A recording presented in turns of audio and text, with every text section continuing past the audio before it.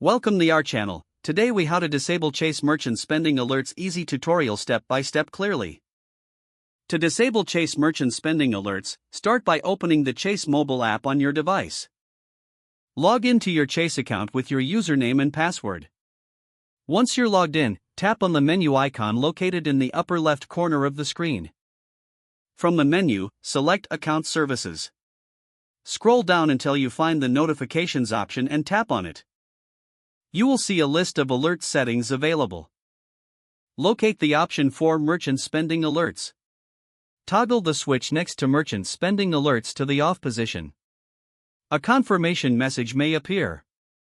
If prompted, confirm your choice to disable the alerts. Now, return to the main screen of the app. Your changes have been saved successfully. You will no longer receive merchant spending alerts from Chase. For added assurance, you can log out of the app. Your preferences will remain set until you decide to change them again. Congratulations, you have successfully disabled Chase Merchant Spending Alerts. If the page does not load, refresh the browser or try again in a private or incognito window. Make sure you are using the correct email address, then retype it carefully to avoid small typos. If your password is not accepted, use the reset option and create a new strong password you can remember. Check your spam folder for verification or security emails, then complete any requested confirmation steps. Enable two-factor authentication if available to improve account security and reduce unauthorized access risk. After signing in, review your profile details so your contact information and settings are accurate and current.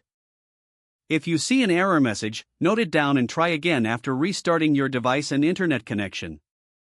Log out when you finish, especially on shared devices, to keep your account and payment information secure.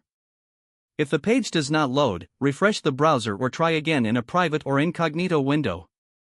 Make sure you are using the correct email address, then retype it carefully to avoid small typos. If your password is not accepted, use the reset option and create a new strong password you can remember. Check your spam folder for verification or security emails, then complete any requested confirmation steps. Enable two-factor authentication if available to improve account security and reduce unauthorized access risk. After signing in, review your profile details so your contact information and settings are accurate and current.